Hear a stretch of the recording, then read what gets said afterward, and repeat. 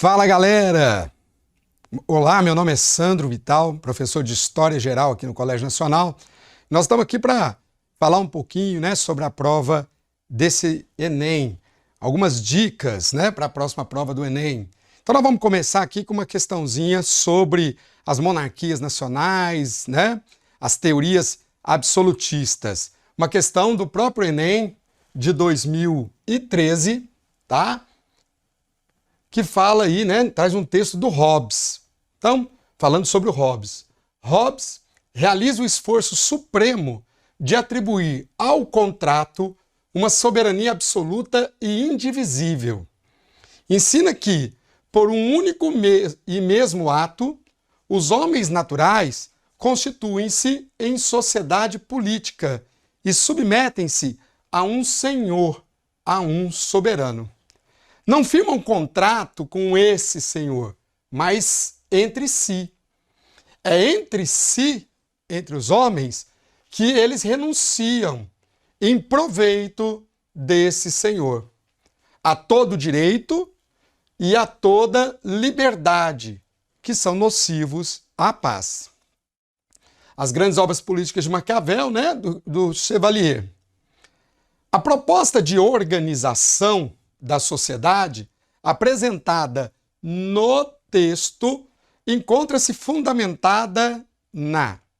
Então, gente, é clássico isso, o Enem traz os textos como referência, como base para a nossa discussão.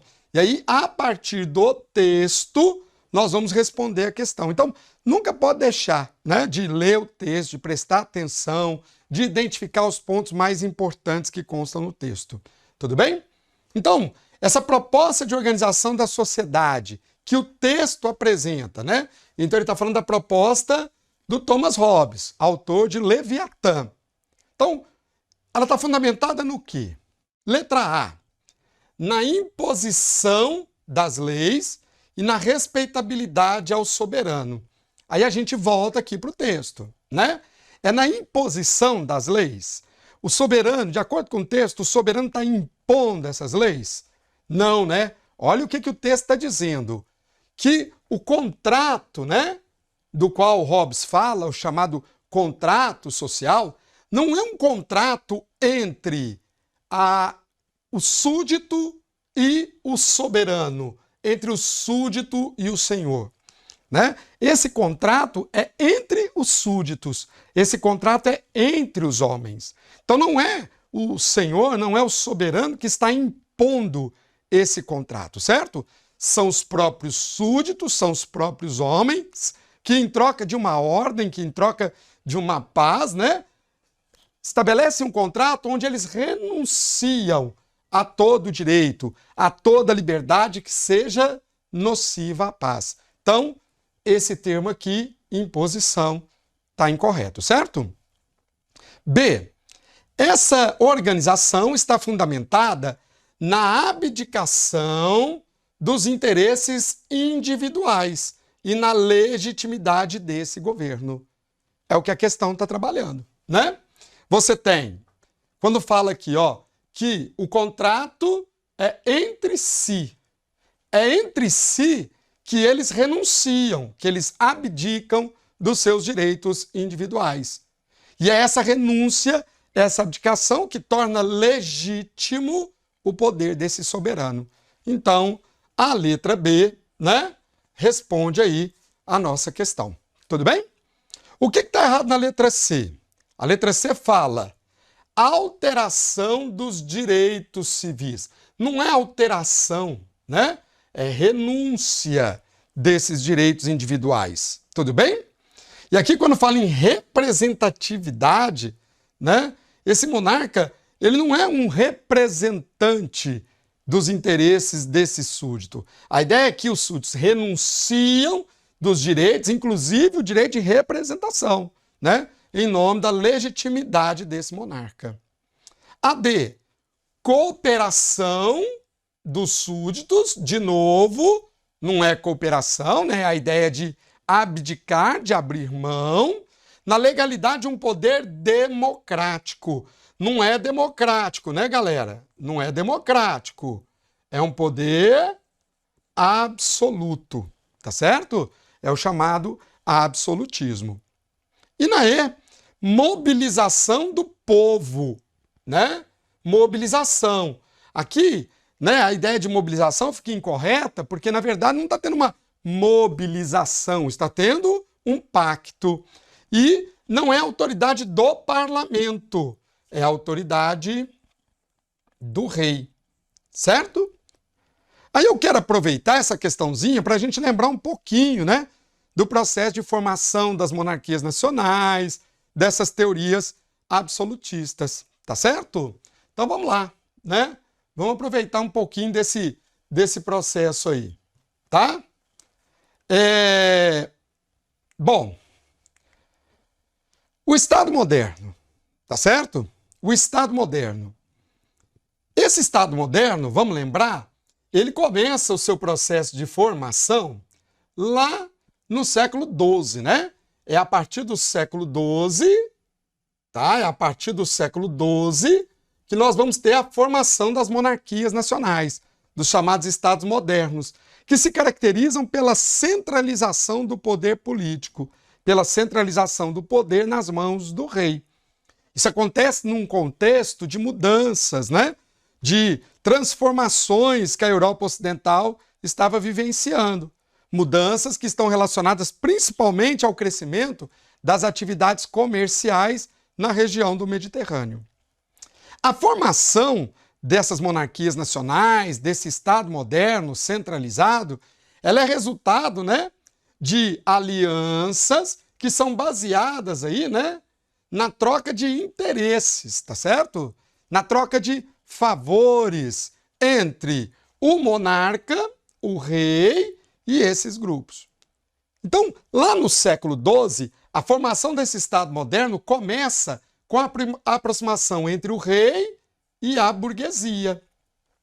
Dentro daquela realidade, daquele momento, né, em que as atividades comerciais começavam a crescer, que a burguesia começava a ascender como classe social, essa burguesia ela necessitava de algumas condições básicas para continuar o seu crescimento.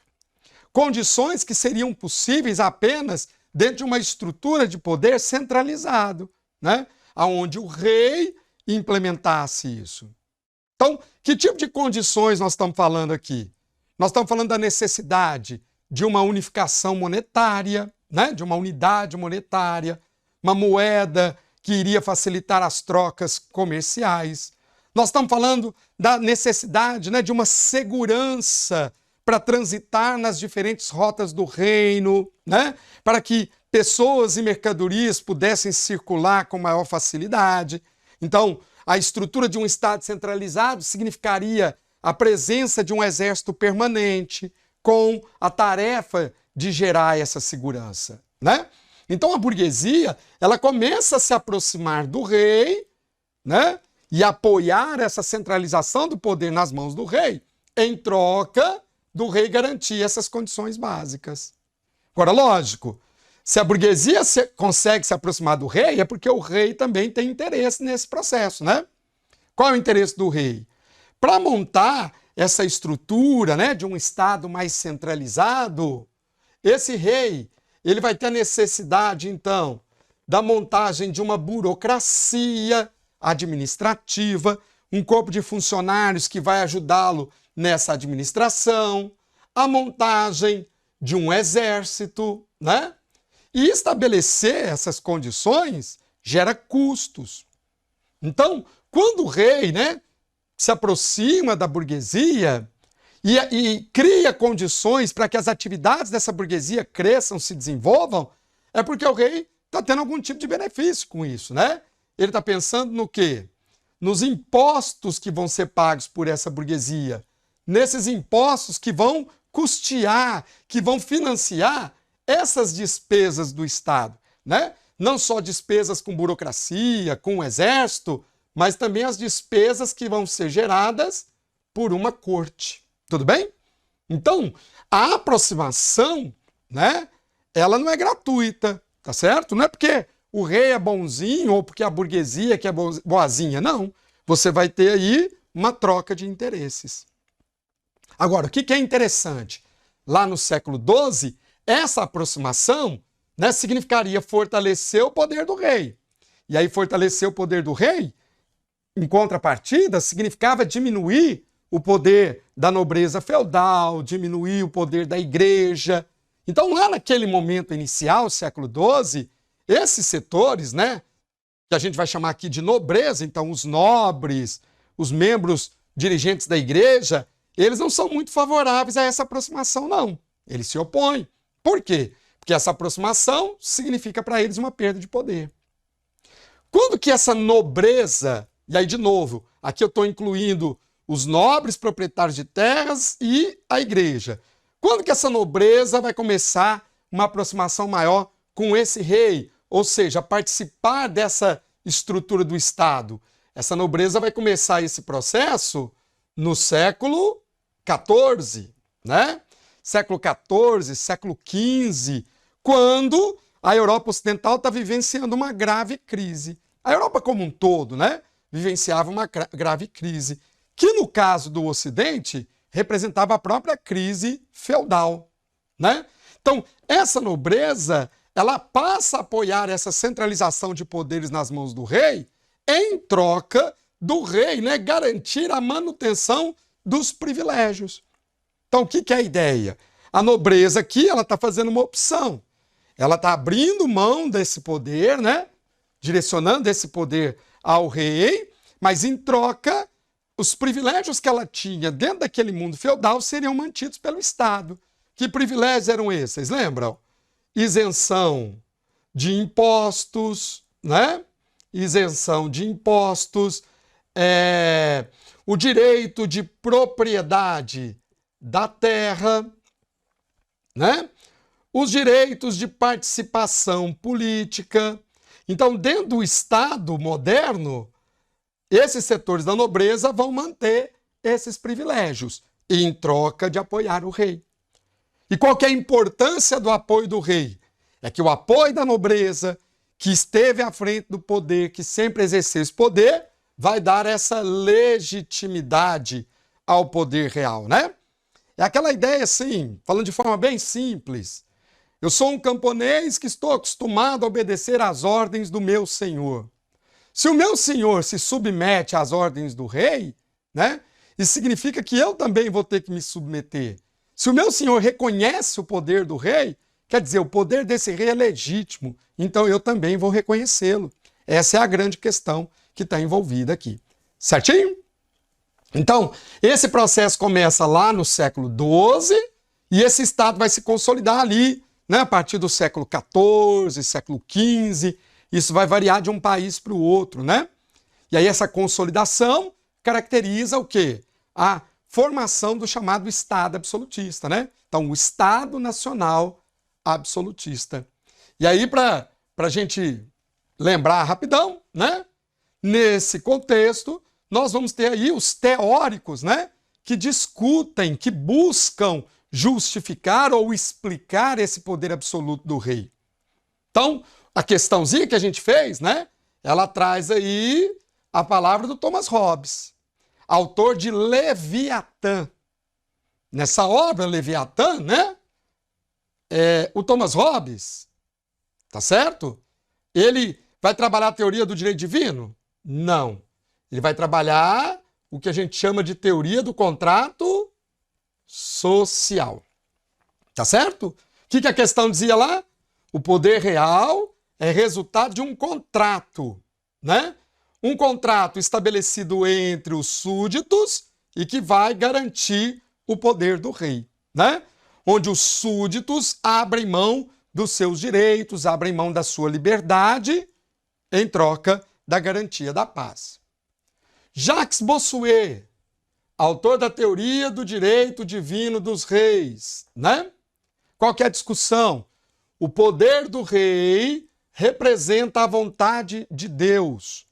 Então, né, eu questionar o poder do rei, questionar a autoridade do rei, significa questionar a vontade de Deus, tá certo? E outro nome que a gente destaca é a do Maquiavel, né? Na obra O Príncipe. O Maquiavel vai fazer uma análise de como funciona, né, o exercício do poder desse príncipe. Aí o que o Maquiavel vai dizer? Que o papel maior, o objetivo maior, o primeiro intuito daquele que governa, do príncipe, né, é a manutenção da ordem social. Então, para assegurar essa ordem social, o príncipe ele deve usar de todos os meios que ele julgar necessários para isso, né? Mesmo que esses meios sejam, por exemplo, o uso da violência, né?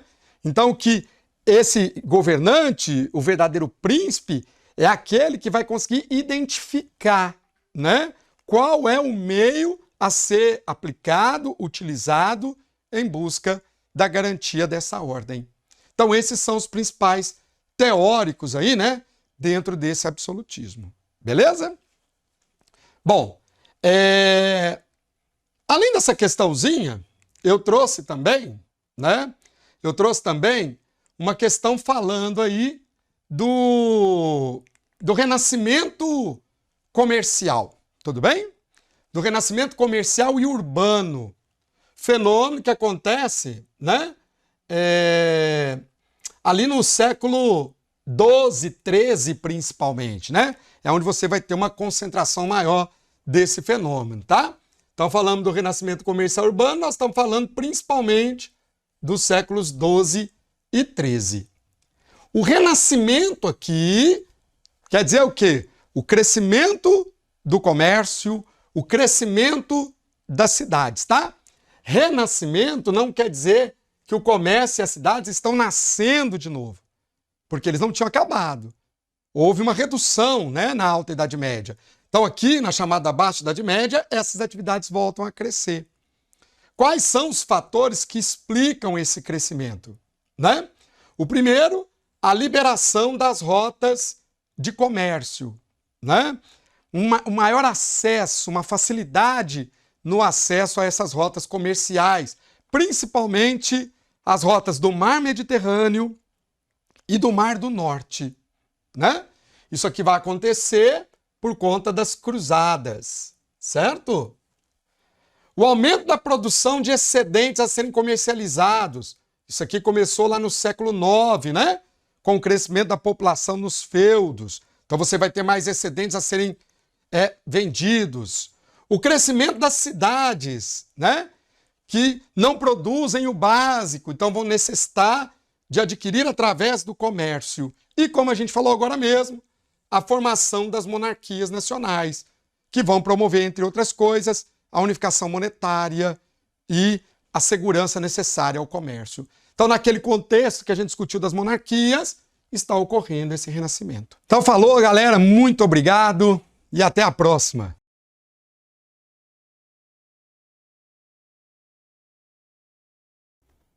E aí, galera, beleza?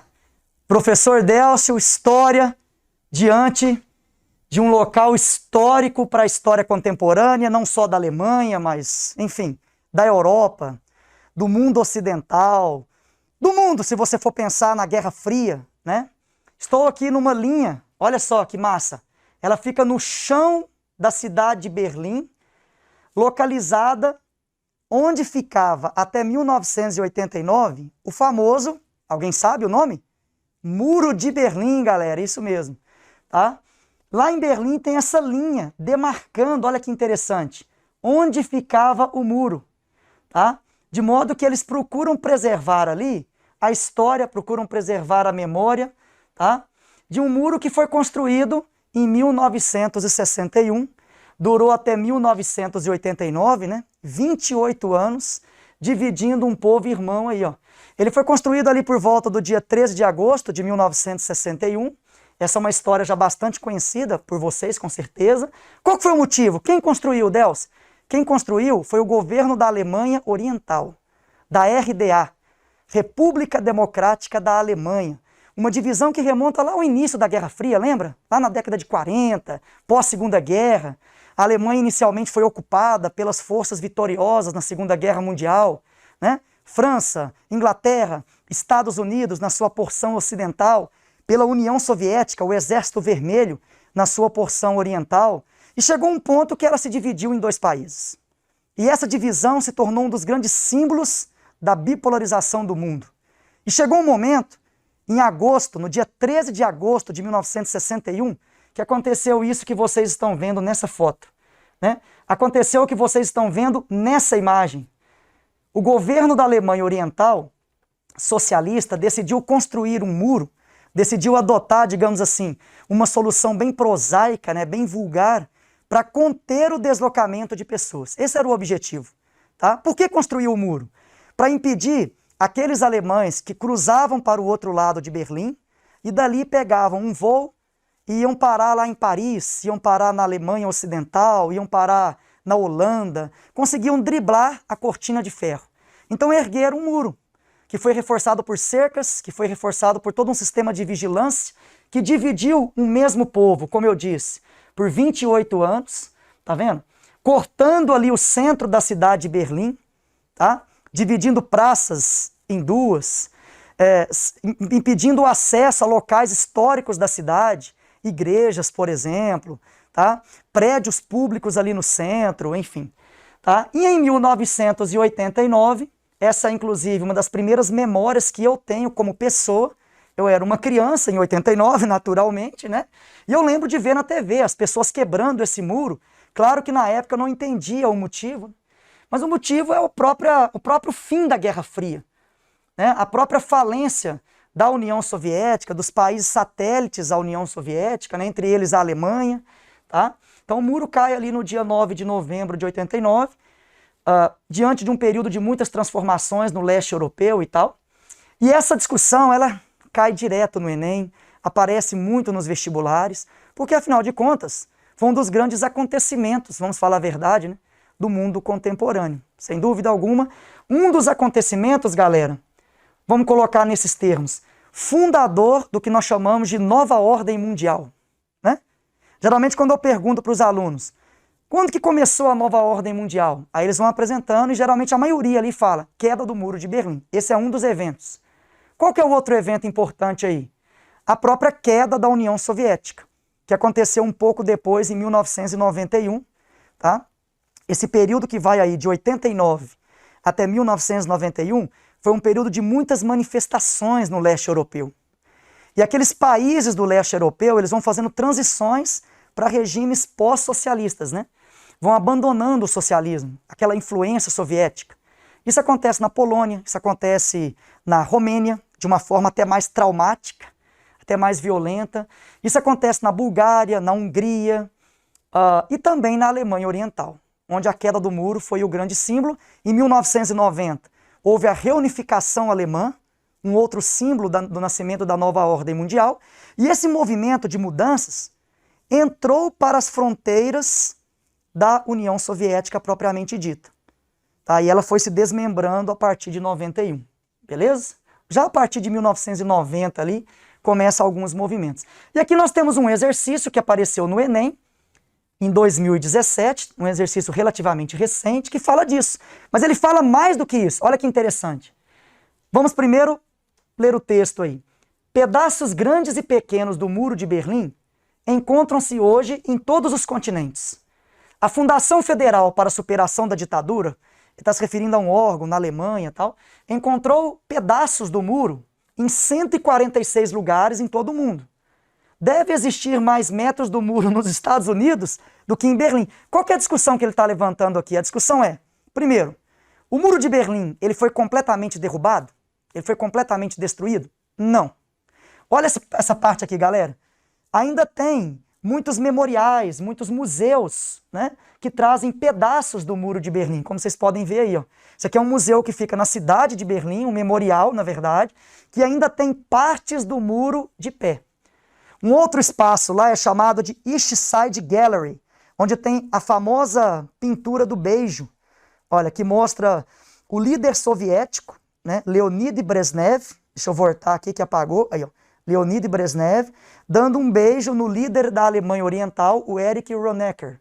Tá? Obviamente é uma crítica a esses regimes autoritários, que foi grafitada na parte ocidental do Muro de Berlim. Essa parte do muro colorida, grafitada, é a parte ocidental. E e alguns pedaços foram preservados pelo valor histórico, né? Pelo valor para a memória e tudo mais. E tem pedaços do muro, galera, espalhados por vários países, tá? Devido ao seu valor histórico, devido ao fato de que ele foi um símbolo de uma época, de um período em que o mundo foi dividido, né, entre Estados Unidos e União Soviética. E aí a questão do Enem pediu. O interesse em adquirir partes desse muro, dessa edificação histórica, ele foi resultado, letra A, da valorização artística da obra. Será que é por isso que as pessoas querem ter um pedaço do muro? Da dimensão política do símbolo? Pensa aí. Da supressão violenta da memória coletiva? Essa supressão, ela pode até ter tido iniciativas lá no período de domínio, né, soviético e tal, mas estamos falando de um contexto pós-queda do muro, né? Então, não me pareceria um item correto. Capacidade turística do monumento histórico, realmente há ali vários locais em que as pessoas querem visitar para conhecer e tal, mas será que é por isso, por uma questão turística que as pessoas querem preservar? Ou seria pela fragilidade política da reunificação alemã? Qual que você acha que é o item correto aí? Pensando de uma forma histórica, relacionando o muro, mas também com a discussão sobre patrimônio, sem dúvida alguma é a letra B, beleza? É pela dimensão política, é pelo que ele representou, né? É pelo símbolo que ele foi, por 28 anos, enquanto ele existiu, tá? Aí você fala assim, não, mas que questão fácil. Não é uma questão tão fácil assim, tá? É uma questão que exigiria uma atenção, porque muitos candidatos aí podem ter ido na letra A, né? Podem ter de uma forma despropositada ali marcado a letra C. Então, cuidado, né? Capacidade de leitura não é tão simples assim. Exige todo um método, toda uma tranquilidade também e um certo conhecimento histórico para você poder acertar. E aí eu gostaria de falar uma coisa importante. É fundamental para o estudante ter o que eu chamo de memória histórica, né? Ter uma memória, inclusive, fotográfica também, dos principais episódios da história recente da humanidade, porque às vezes você tem que, né?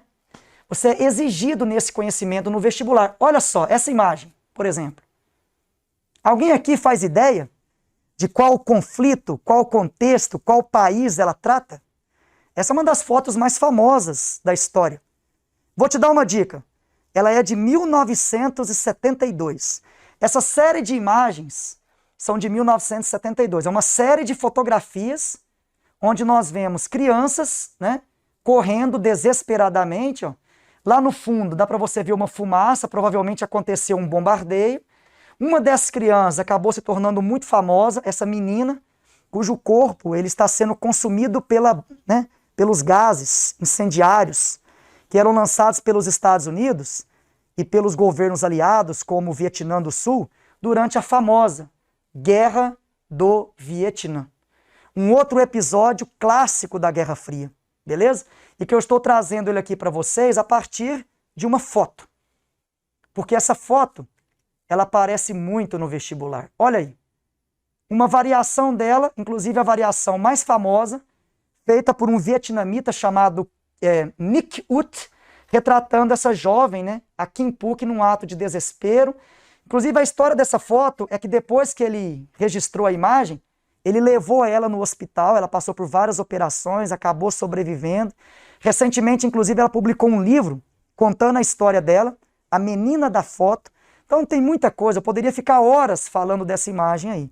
E é muito importante que um jovem que está estudando para os vestibulares também tenha esse cuidado, né, essa atenção de ter uma memória aí desses principais eventos, por meio de imagens, textos, né, conhecer de uma forma mais ampla, né, todos esses documentos históricos que são fundamentais. Essa aqui apareceu no Enem, em 2010, ó, tá? E o Enem cobrou de vocês. A foto revela um momento da Guerra do Vietnã, ele já te deu essa informação, mas isso nem sempre vai acontecer. Conflito militar cuja cobertura jornalística utilizou em grande escala a fotografia e a televisão. A Guerra do Vietnã foi acompanhada com muita atenção, com muita curiosidade pelos meios de comunicação, né? Foi um dos eventos mais cobertos pela mídia da história. Beleza? Inclusive, num primeiro momento, numa situação de apoio à intervenção estadunidense, e num segundo momento, com um olhar crítico, fazendo críticas aos excessos, aos abusos Inclusive, nesse contexto em que foi tirada a foto, ali por volta de 72, o aluno tinha que saber, o estudante tinha que saber, um momento mais crítico, né, de desgaste, vamos colocar assim, do governo Nixon, nos Estados Unidos, com as grandes redes de comunicação, que foram cruciais, inclusive, para depois divulgar um escândalo que levou à renúncia dele em 74. Aí a questão do Enem pediu, um dos papéis exercidos pelos meios de comunicação na cobertura dessa guerra e que foi evidenciado na imagem. Vamos lá, o que está evidente aqui? É um elogio ou é uma crítica? Pensa aí. Né? Então, o que foi evidenciado pelos meios de comunicação? Tá vendo? Esse é o ponto crucial do comando que você deveria identificar. Aí a questão do Enem trouxe. Demonstrar as diferenças culturais. Então essa é a intenção da foto? Mostrar a diferença cultural entre os vietnamitas e o Ocidente. Defender a necessidade de intervenções armadas. Você acha que estão defendendo isso? Que tem que ter guerra mesmo, tem que ter bombardeio, tem que bombardear vilas onde tem crianças? O que você acha? Denunciar os abusos cometidos pela intervenção norte-americana. E aí? Essa é a resposta, evidentemente. Né? Divulgar valores que questionavam ações do governo vietnamita. Não. Tudo bem.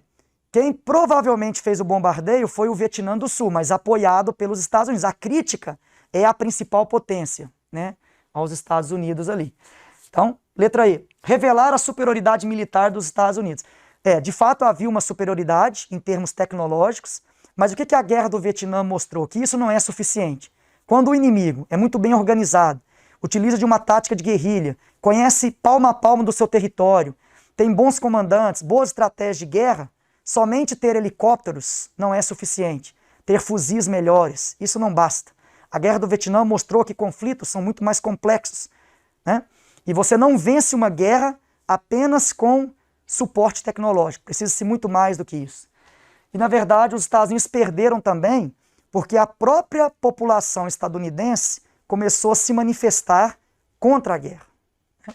Então, um tema muito interessante, de fato, e apareceu no Enem. Né? E vamos à nossa última questão, galera. Também envolve uma fotografia. Também envolve uma memória fotográfica por parte dos estudantes. Conhecer, né, as grandes imagens que marcaram a história. Essa é uma foto que eu posso te dizer com tranquilidade que ela é da Olimpíada do México de 68, tá? Que mostra um pódio onde 2 atletas negros estadunidenses fizeram uma manifestação, né? Eles ergueram os punhos fechados em protesto contra o racismo, em protesto até mesmo em solidariedade a alguns movimentos que estavam acontecendo nos Estados Unidos. E a questão, ela trouxe algumas informações, é um exercício da Unicamp que trouxe a seguinte informação para vocês. Poderia muito bem ser uma questão do Enem, tá? A foto mostra, da esquerda para a direita, os atletas Peter Norman, o australiano que ficou com a medalha de prata, você está vendo ele ali na frente, né? Apesar dele não estar fazendo aquela manifestação explícita dos punhos cerrados, ele está com uma medalha em prol dos direitos humanos, deixa eu voltar ali que eu me empolguei aqui, que também foi usada pelos outros 2 atletas, então ele agiu em solidariedade a eles. O outro é o Tom Smith, medalha de ouro, e o John Carlos, com a medalha de bronze aí, tá? Eles venceram a prova, uma das provas mais nobres do atletismo, dos 200 metros rasos. E aí a questão pede, ó, considerando a imagem e seus conhecimentos acerca do movimento pelos direitos civis, daquele contexto ali na década de 60, né, de luta nos Estados Unidos e tal, assinale a alternativa correta. O que o estudante tinha que sacar nessa imagem? Esse movimento dos punhos cerrados representa uma vertente mais radical do movimento negro estadunidense. Você tinha que saber disso. Não representa aquela vertente pacifista do Martin Luther King, mas talvez seja mais próximo de um outro movimento. Será que você lembra? Jovens californianos que pegaram em armas para defender as comunidades negras da violência policial, se vestiam de preto. O movimento dos Panteras, lembra? Panteras Negras, tá? Aí a questão então pede, assinale o que estiver correto. Letra A. A fotografia registra o ato de resistência de atletas negros que defendiam propostas de Martin Luther King e sua ação pacifista. Não necessariamente, por causa do gesto, né? Eles estão defendendo um caminho um pouco mais radical. Letra B. A fotografia registra a manifestação política de 3 atletas que defendiam a nação do Islã. E aí, primeiro que a nação do Islã está errado, né? A nação do Islã, de fato, foi um movimento radical negro, mas não, esse movimento que está explícito na imagem não necessariamente remete a essa organização. E tem um erro mais grave na B, quando ele fala assim, implementação da Ku Klux Klan em território nacional. O que é isso, gente? Vocês lembram o que foi a Ku Klux Klan? Foi uma organização de supremacia branca, né? Jamais esses atletas negros iriam defender a Ku Klux Klan. Beleza? Letra C. A fotografia registra a manifestação de atletas, defensores dos Panteras Negras. Tá vendo? Como que você tinha que associar a foto, o movimento explícito na foto a esse movimento? Foram os Black Panthers.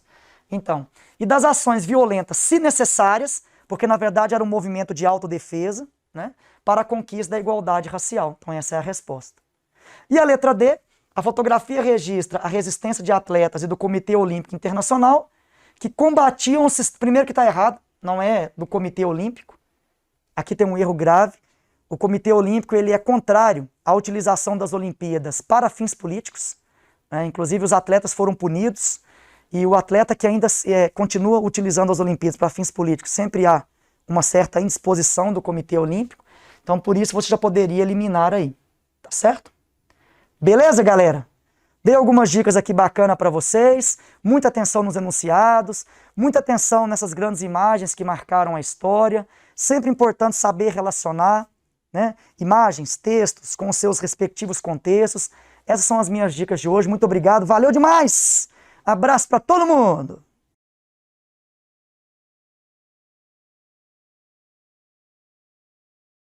Olá, pessoal! Eu sou a professora Leandra, professora de Sociologia dentro das Ciências Humanas, e hoje nós estamos aqui para fazer um comentário e dar algumas dicas para o Enem. Quando a gente pensa a Sociologia dentro dessa prova, nós devemos considerar que nas edições anteriores, a chamada teoria clássica, os clássicos, eles pouco aparecem.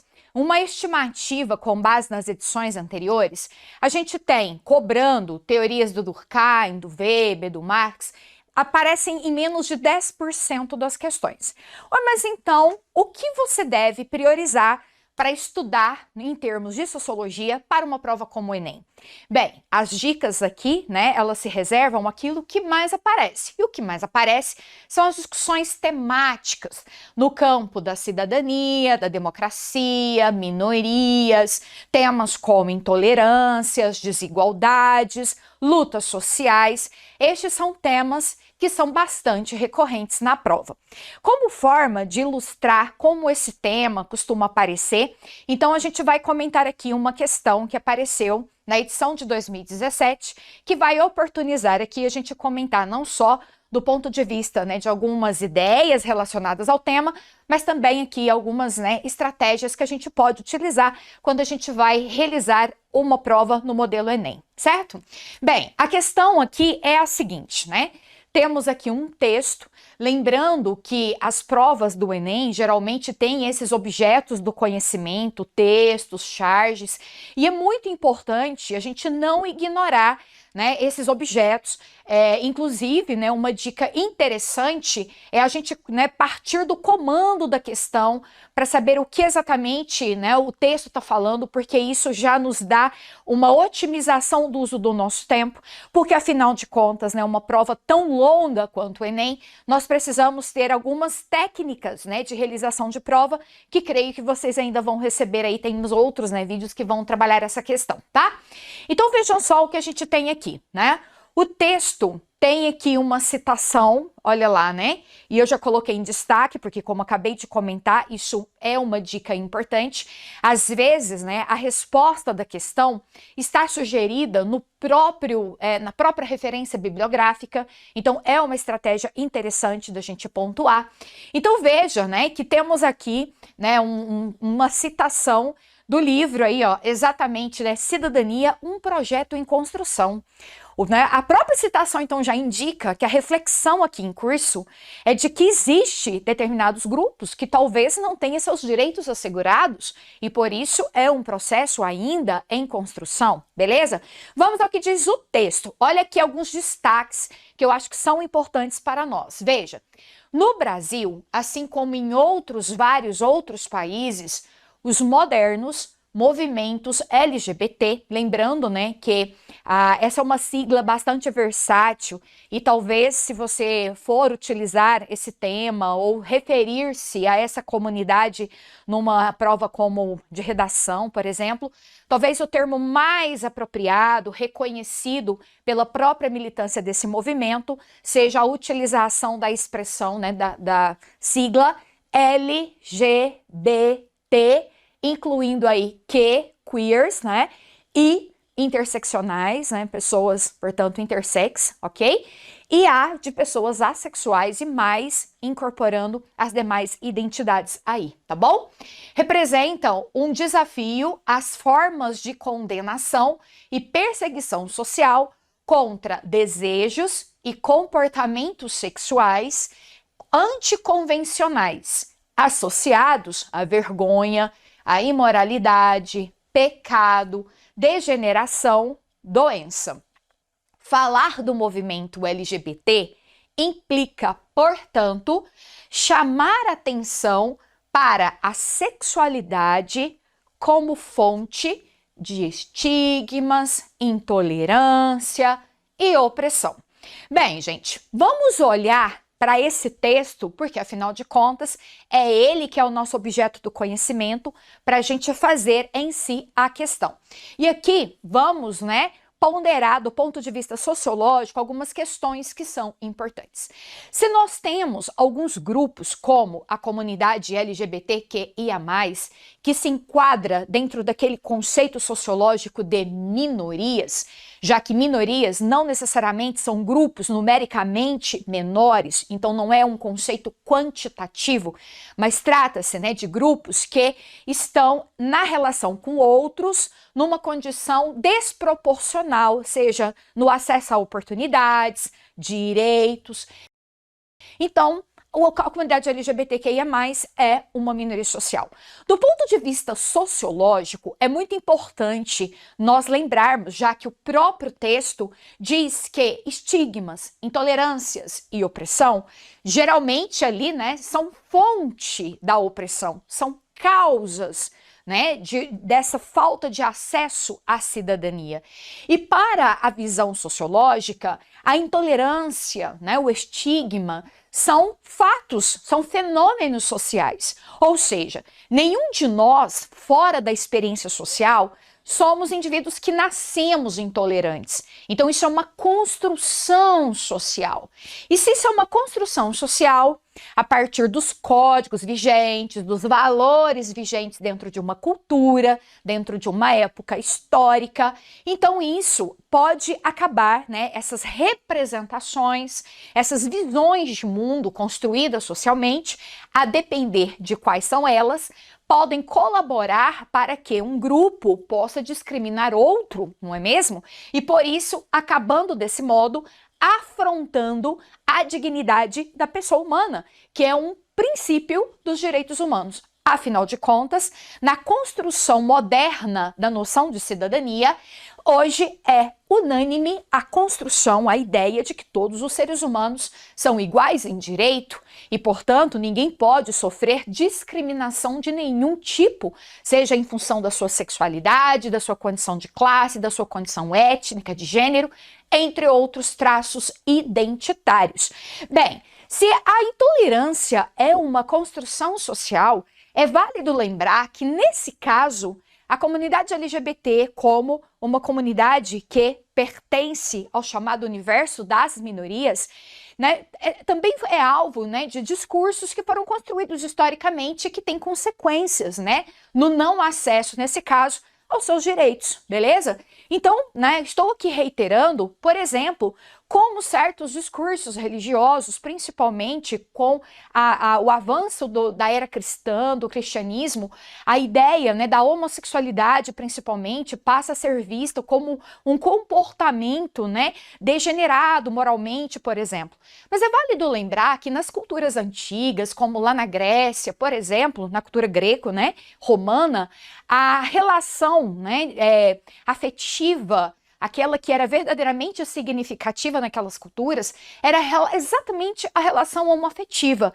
E que a relação heterossexual ela tinha muito mais uma finalidade utilitária, meramente para a questão da procriação.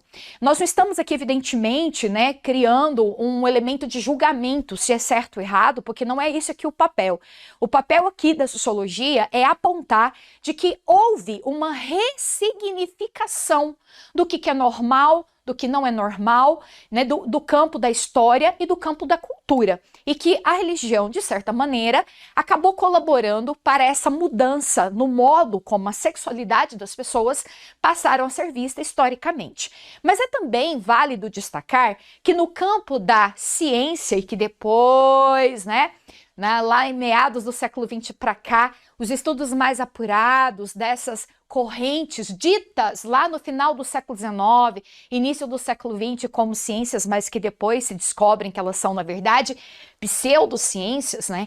Que acreditavam, por exemplo, como campos do chamado racismo científico, do darwinismo social, né? E que acreditavam, por exemplo, né, que certos comportamentos sociais eram biológicos. A gente sabe que essa é uma tese que não faz sentido na atualidade, ou que tentavam hierarquizar os grupos humanos em raças, hierarquizando-os, né, em termos evolutivos, a partir de certas características. E é válido lembrar que as pessoas dentro da identidade, né, homossexual, por exemplo, já foram alvo dessas teorias também no passado, assim como pessoas negras, as mulheres, pessoas com deficiência, que no campo dessas hoje denominadas pseudociências eram consideradas, né, indivíduos e seres humanos inferiores de alguma forma. Então essa construção ideológica da desigualdade e, portanto, essa construção ideológica da inferiorização de certos grupos, infelizmente, apesar de que a ciência mais atual já contestou essa ideia, né, de que não existe uma raças humanas, nós não podemos afirmar que traços da identidade de um indivíduo possam ser razões suficientes para que esses indivíduos possam ser oprimidos. Então essas teses hoje elas são refutadas nas análises mais contemporâneas. Mas como eu falei, até a primeira metade do século XX predominou muito, até mesmo, como eu falei, no campo dessas pseudociências, essa construção, seja medindo o tamanho dos crânios, né, seja mensurando os traços físicos dos indivíduos, tentando-os enquadrá-los em categorias sociais de grupos superiores e grupos inferiores, associando inclusive nesse caso que a homossexualidade seria uma doença, né? Lembrando que a homossexualidade esteve, né, no Cadastro Internacional de Doenças da OMS até 1990 como uma patologia, por exemplo, e que só a partir dessa data é que hoje, né, na comunidade científica compreende-se, né, que a sexualidade ou as identidades de gênero fluídas ou fora, né, da estrutura binária de gênero, isso não é necessariamente uma patologia, isso não é algo que se deva curar ou modificar. Então, se existem discursos que ainda reiteram essa visão, né, de preconceito com relação à sexualidade ou à identidade de gênero de um indivíduo, isso se remonta na persistência e na continuidade dessas velhas concepções, certo? Então, tá? Retornando aqui à questão, o enunciado da questão, então, né, diz, afinal de contas, o texto remete ao movimento LGBT completo, QIA+. Então, o movimento social abordado, ele justifica-se. Por que ele se justifica? Porque esses grupos, né, não ainda alcançaram a sua plena cidadania, o reconhecimento, né, dos seus direitos básicos e fundamentais, como qualquer ser humano, resguardado pela Carta dos Direitos Humanos, certo? Então, o movimento social abordado justifica-se pela defesa do direito de. O tempo todo, né, gente, o texto está remetendo como a sexualidade é fonte de opressão. E a sexualidade é apenas uma característica humana, né? Assim como a cor da pele, assim como o gênero, compreende? E se ele é uma característica desse ser, é o que então a gente afirma que ser uma parte daquilo que o identifica, ou seja, da sua identidade. E se essa sexualidade como um traço, né, se historicamente, culturalmente, né, tem sido historicamente atacado, então esses movimentos buscam, né, através das suas lutas por direitos, ter o direito de ser o que são, sem sofrer preconceito por esse traço da sua identidade. Porque, afinal de contas, a compreensão mais atual demonstra que não há nada de errado, não é anormal, não é patológico, não é doentio ser ou ter expressões fora desse contexto da heteronormatividade, certo? Então, nesse caso, né, qual é a justificativa para esse movimento? É o direito de organização sindical? Não, né, gente? O texto nem sequer menciona que se trata de uma questão do mundo do trabalho. Lembre-se que essa organização sindical, ela é uma característica de outros movimentos, como o movimento de operários e trabalhadores, que enxergaram nos sindicatos entidades organizadas para articular as suas demandas ao longo da história, certo? A letra B, participação partidária. Bem, né? O texto também remonta que não é essa a grande justificativa que embala a luta desse movimento. Afinal de contas, não é por meio dos partidos políticos, estruturas políticas que visam, né, os membros alcançar as instâncias do poder maior, organizadas no âmbito do Estado, essa sequer é uma característica central dos movimentos sociais contemporâneos.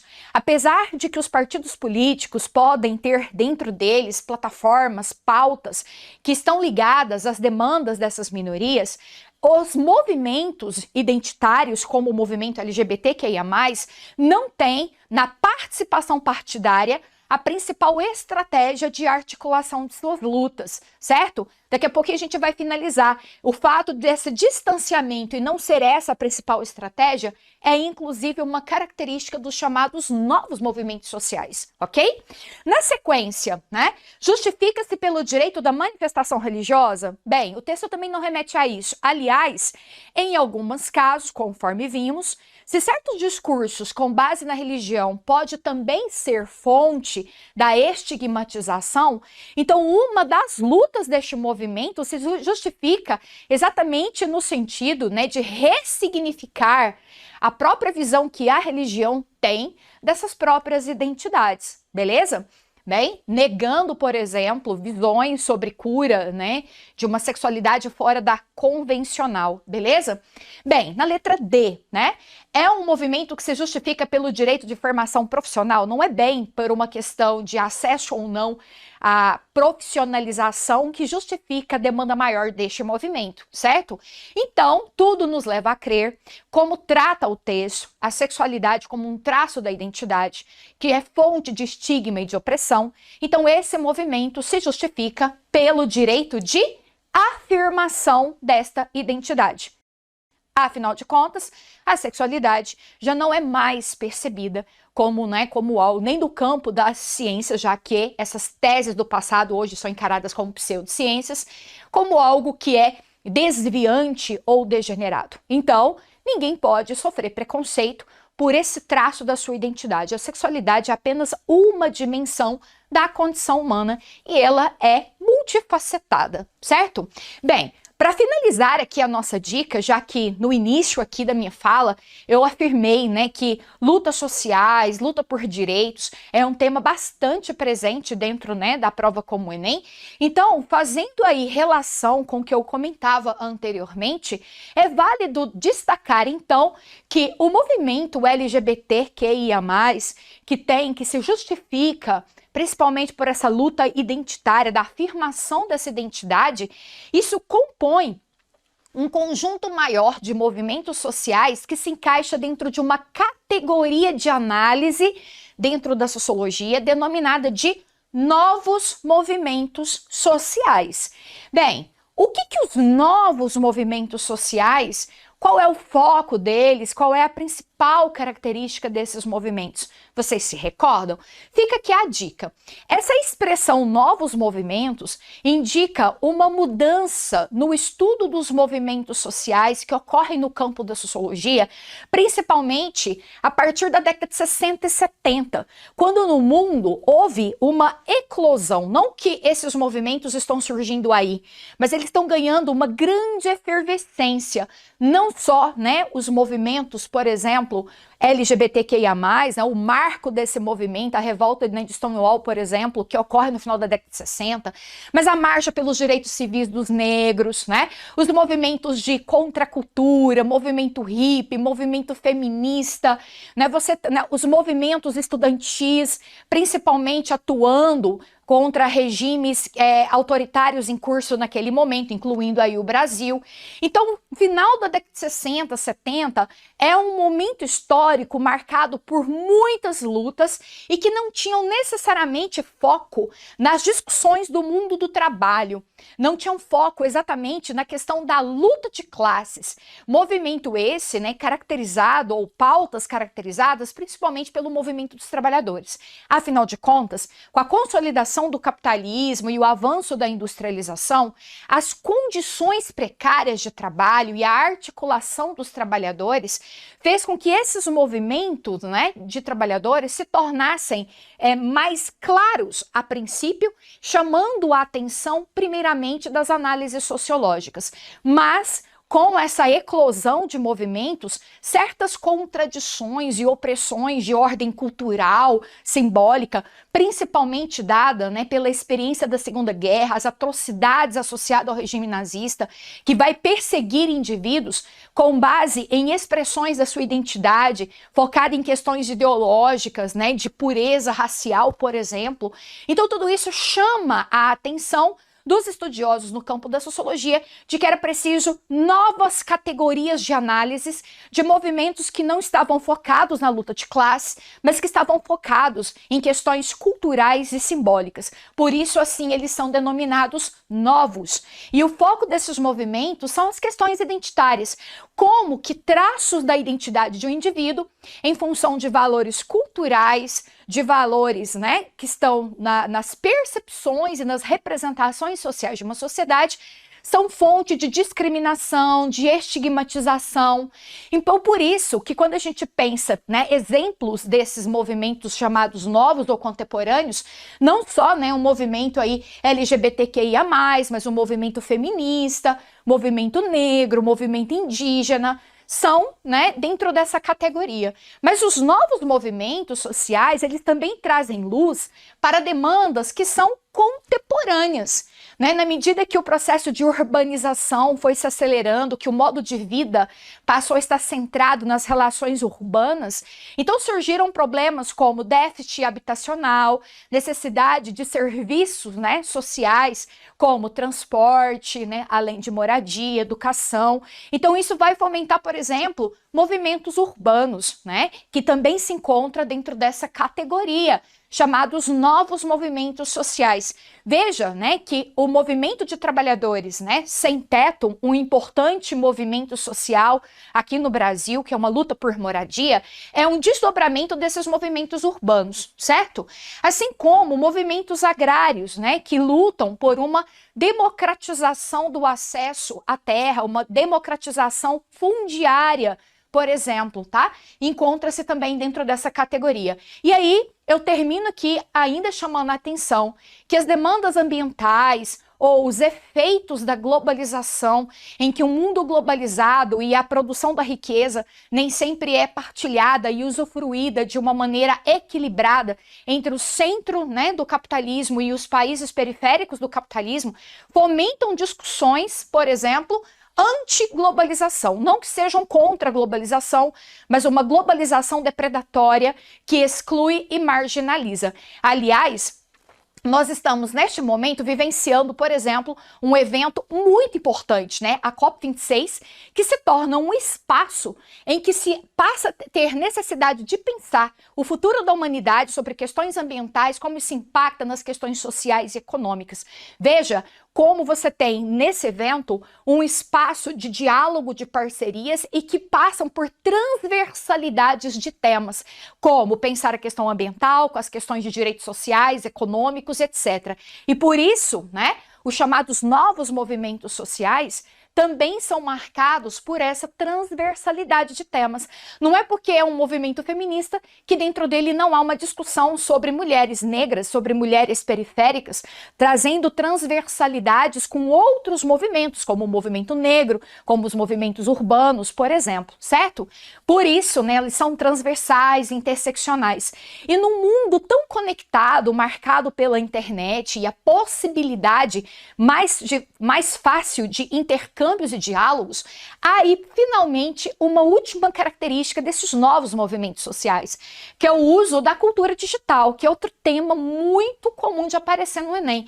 Como que as redes sociais, a internet possibilitou, né, um estreitamento do diálogo, um encurtamento das distâncias. Então, se a gente toma por base o movimento Black Lives Matter, por exemplo, que inicia-se nos Estados Unidos, rapidamente ele ganhou uma proporção global, graças à cultura digital, né? Inclusive no Brasil, de realidades que se aproximam de certa forma, que se identificam com aquelas opressões e que ganham adeptos. Então, os chamados novos movimentos, eles também se apropriam, né, desse conjunto de técnicas que marcam a internet e a sua cultura digital como forma de facilitar as lutas e as demandas deste movimento.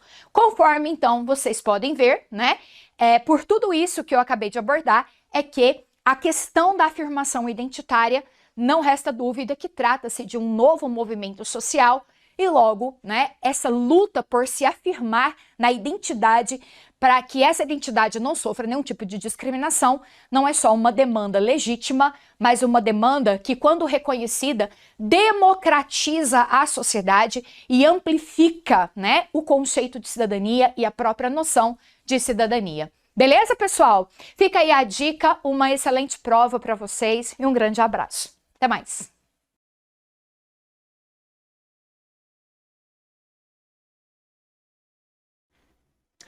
Olá, vamos então resolver aqui algumas questões, alguns problemas do Enem, para a gente entender um pouquinho como é que é essa prova no que diz respeito à parte de História do Brasil. Então vamos lá.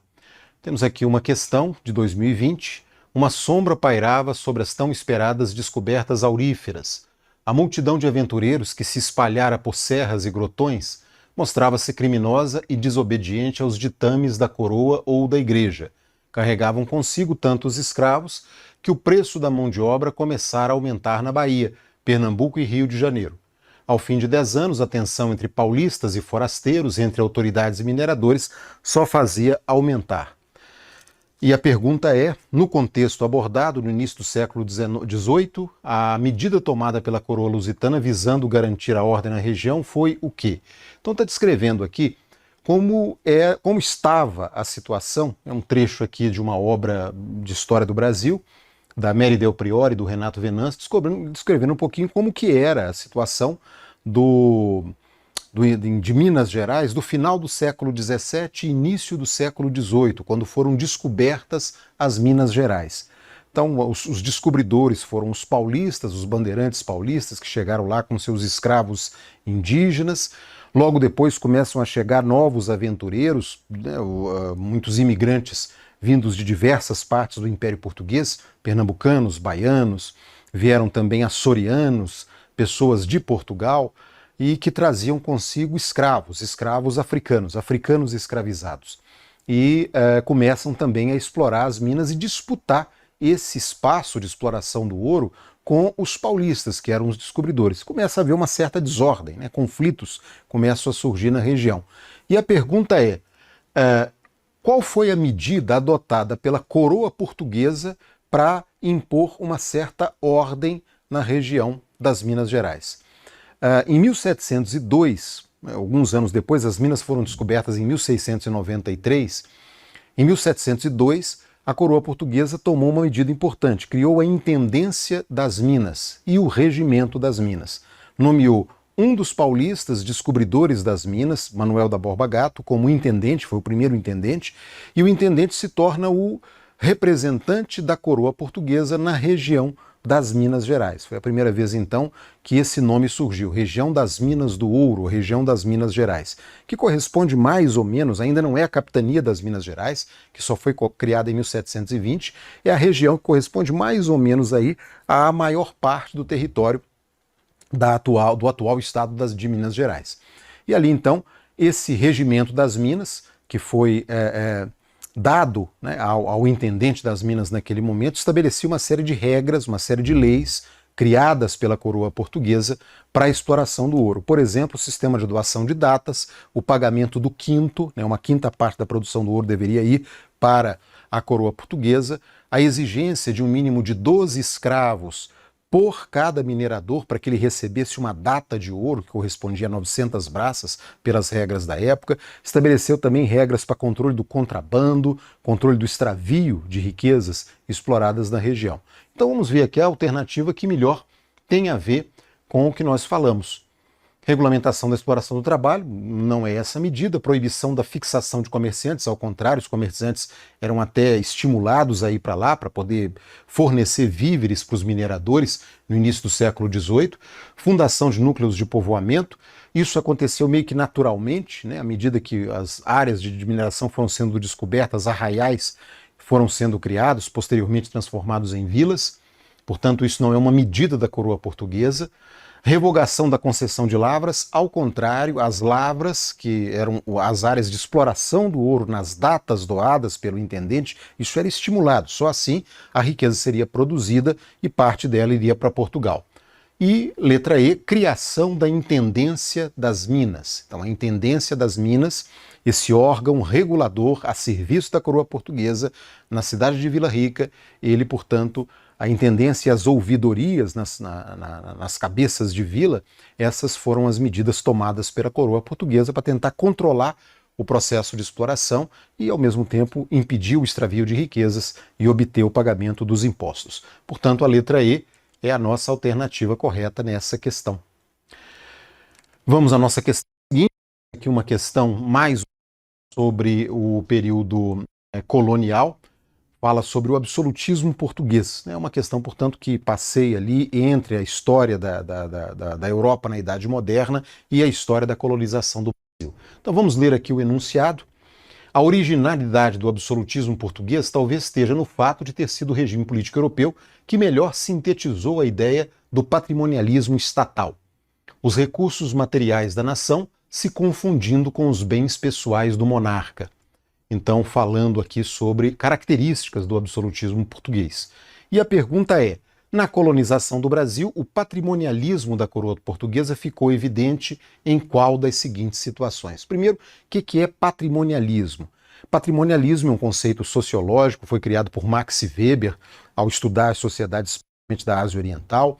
Depois esse conceito foi utilizado por um grande intelectual brasileiro, Raimundo Faoro, num livro chamado Os Donos do Poder, em que ele estudou a formação da sociedade brasileira e identificou ali uma característica que seria o patrimonialismo. O que significa isso? Patrimonialismo significa a não separação entre a propriedade pública e a propriedade privada, entre o público, a esfera pública e a esfera privada. Isso era uma característica da maioria dos estados do período moderno, especialmente em Portugal, né, como o Raimundo Faoro apontou, essa característica, esse patrimonialismo era muito forte. O que significa isso? Que os detentores dos cargos de Estado, os detentores de postos do Estado, tinham a propriedade daqueles cargos. Não havia uma separação entre o que é como acontece hoje no Estado moderno, no Estado atual, contemporâneo, em que aquilo que é do governo é patrimônio público e você está ali, trabalha ali como um gestor de algo que não é seu, é o patrimônio público, e a sua propriedade privada, aquilo que pertence a você, sua casa, seu carro, etc. Essa separação entre a esfera do público e a esfera do privado é algo que aconteceu, que surgiu mais recentemente na história, especialmente do século XVIII em diante, à medida que os estados contemporâneos foram surgindo. Foi surgindo, então, a forma moderna de Estado. E em Portugal, essa característica, esse traço, né, essa não separação entre o público e o privado permaneceu por mais tempo. Então, é muito interessante isso, porque às vezes se fala, porque a corrupção no Brasil nasceu junto com as primeiras caravelas. Não, não é verdade. Isso é um clichê que não corresponde à verdade. Não podia haver corrupção antes da separação entre a esfera pública e a privada. Por quê? Porque no período colonial, no Brasil colonial, em Portugal absolutista, aquela pessoa, aquele nobre, aquele fidalgo que tinha um cargo no Estado, aquele cargo não era público, aquele cargo pertencia ao fidalgo. Então aquilo que ele arrecadava em impostos, prebendas e outros privilégios, era algo que podia ser apropriado de forma privada, porque o Estado não era público, o Estado pertencia a uma dinastia, né? A uma dinastia, a dinastia dos Bragança, e a seus apaniguados que rodeavam essa dinastia. Não havia separação entre público e privado. E a pergunta ali é, na colonização do Brasil, onde que ficou evidente esse caráter patrimonial da coroa portuguesa? A resposta correta é letra A, nas capitanias hereditárias. Por quê? Porque as capitanias são um ótimo exemplo de patrimônio. A capitania, ela era, ao mesmo tempo, uma divisão político-administrativa do território português, da colônia portuguesa, e era também uma propriedade privada. Eram as duas coisas ao mesmo tempo. Então, o capitão donatário que recebia uma capitania hereditária lá no século XVI, aqui no Brasil, recebia um encargo, né, uma missão do rei de Portugal, da coroa portuguesa, de gerir uma parte do território brasileiro em nome do rei, mas ao mesmo tempo ele também era proprietário daquele território. Ele era dono daquilo. Não havia separação entre público e privado. É a melhor definição, o melhor exemplo que nós podemos encontrar do patrimonialismo no período colonial. Portanto, a alternativa para essa questão seria a letra A. Vamos à nossa próxima questão. É uma questão já da história mais recente do Brasil, dos anos 1950. Vamos ver o que diz aqui. No Brasil, após a eclosão da Bossa Nova, no final dos anos 1950, quando efetivamente a ação popular começou a ser objeto de debate e análise por parte das elites culturais, desenvolveram-se duas principais vertentes interpretativas da nossa música: a vertente da tradição e a vertente da modernidade, que não surgiu nesta época nem se restringe ao tema da produção musical. Desde pelo menos 1922, a tensão e o moderno ocupa o centro do debate político-cultural no país, refletindo o dilema de uma elite em busca da identidade brasileira. Então, a tropicália é uma vertente da música popular brasileira, da MPB. MPB é um gênero musical, né, que surgiu em 65. A tropicália é uma vertente, né, pode dizer, portanto, faz parte da chamada MPB, que surgiu em 67 com esses baianos que emigraram para a cidade do Rio de Janeiro. Caetano Veloso, Gilberto Gil, Gal Costa, Tom Zé estão entre os nomes principais, né? Baianos, então, que se estabelecem no Rio e começam a produzir essa música que resulta da síntese entre, quer dizer, a tropicália, ela não faz essa oposição, o novo, o moderno, a guitarra, o rock versus contra a música tradicional, a música raiz, a música do Brasil profundo. Não, ele faz a síntese disso aí.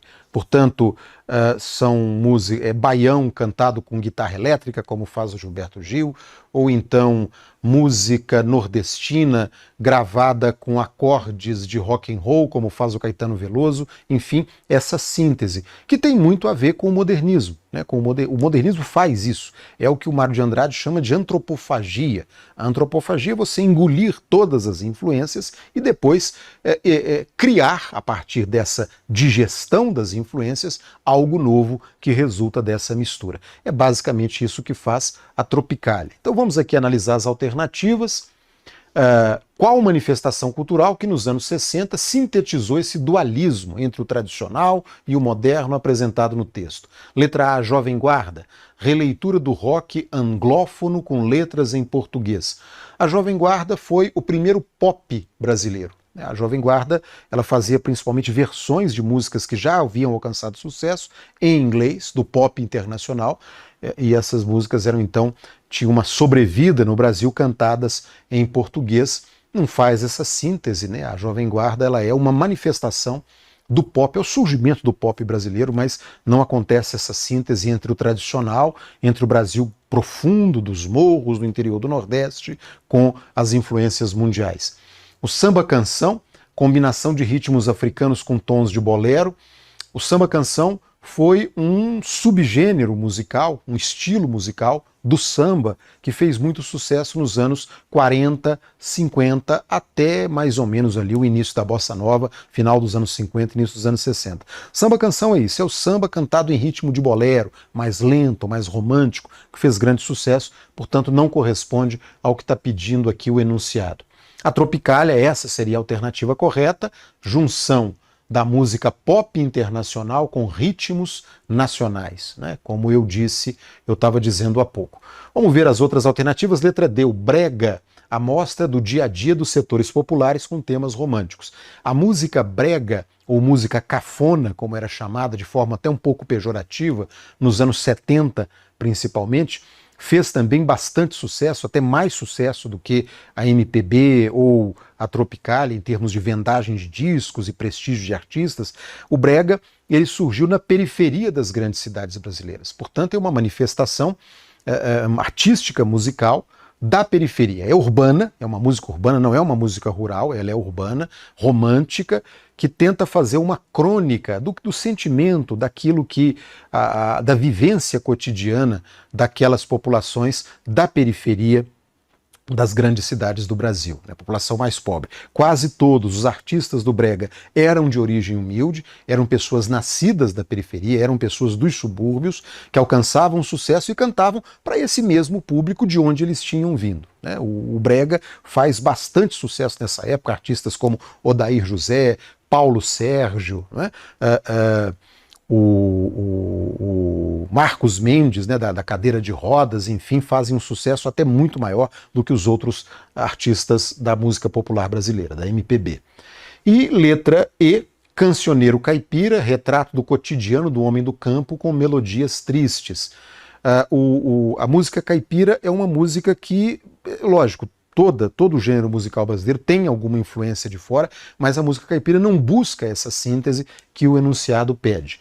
A música caipira mais tradicional, Jararaca e Ratinho, Tunique e Tinoco, é a música da transição do Brasil rural para o Brasil urbano. É a música que traz normalmente letras narrativas, cantadas em dueto, e que rememoram um passado rural que já está desaparecendo. Basicamente, essa é a temática de quase todas as músicas do cancioneiro caipira. Portanto, não corresponde àquilo que está sendo pedido ali no enunciado. Portanto, a nossa alternativa correta é a letra C.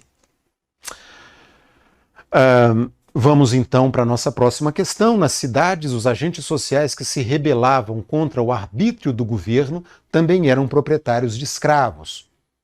Levavam seu protesto às autoridades policiais pelo recrutamento sem permissão. Conseguimos levantar, em ocorrências policiais de 1967, na província do Rio de Janeiro, 140 casos de escravos aprisionados e remetidos à corte, ao Rio de Janeiro, para serem enviados aos campos de batalha. Então, é um relato de algo que ocorria durante a Guerra do Paraguai, a maior guerra contra um outro estado travada pelo Brasil. Durou de 1865 até 1870, foram 5 anos, quase 6 anos de guerra. Morreram 300 mil pessoas nesse conflito, o que faz dele um dos maiores conflitos armados do século XIX, e desses 300 mil, 50 mil eram brasileiros. Portanto, foi o conflito armado em que mais brasileiros morreram em toda a história do nosso país. E aqui está falando algo muito interessante, que escravos eram engajados à força no exército brasileiro como voluntários da pátria, né? Voluntário aí, um termo até irônico, né? Porque não eram voluntários coisa nenhuma, eram engajados à força, eram recrutados à força, muitas vezes no lugar dos seus senhores para servirem ao exército na guerra. A vantagem é que a partir de 1866, por uma lei, por um decreto do imperador Pedro II, todos os escravos engajados no exército brasileiro na guerra automaticamente receberiam a liberdade, seriam libertados por servirem à pátria como cidadãos, como soldados. Bom, mas não é isso que interessa aqui. A pergunta é: Desconstruindo o mito dos voluntários da pátria, o texto destaca o descontentamento com a mobilização para a Guerra do Paraguai, expresso por qual grupo? Quem é que está descontente aqui? Basta recorrer ao texto. Nas cidades, os agentes sociais que se rebelavam contra o arbítrio do governo, que é o engajamento à força dos escravos, também eram proprietários de escravos. Então, o engajamento forçado de soldados era, quem protestava contra isso? O proprietário de escravo. Ele não queria que seus escravos fossem para a guerra. Não queria que seus escravos fossem recrutados. Por que não? É óbvio. Porque o escravo era um investimento valioso. Né? Um escravo era caríssimo. Um escravo jovem, né, em idade de trabalho, do sexo masculino, com seus 20 e poucos anos, valia aí 3 contos, 4 contos de réis, o que era uma fortuna para a época. E aí eles eram literalmente confiscados pelo Estado para servirem como soldados nos campos de batalha, e isso era um prejuízo para os seus senhores. Portanto, eram eles que estavam protestando aqui no texto. Então vamos lá, vamos ver as alternativas que mais têm a ver com isso. Letra A, pais pela separação forçada dos filhos, não é essa a razão. Letra B, cativos, né, os escravizados, pelo envio compulsório ao conflito, não está falando do descontentamento deles, está falando do descontentamento dos proprietários dos cativos. Letra C, religiosos, pela diminuição da frequência aos cultos, não se trata disso no texto em momento algum. Letra D, oficiais, pelo despreparo militar dos novos recrutas, também não se fala isso no texto em nenhum momento. Letra E, senhores, pela perda do investimento em mão de obra. Então vejam que o texto fala do protesto dos senhores em relação ao engajamento forçado. Muito bom, esse é o nosso recado.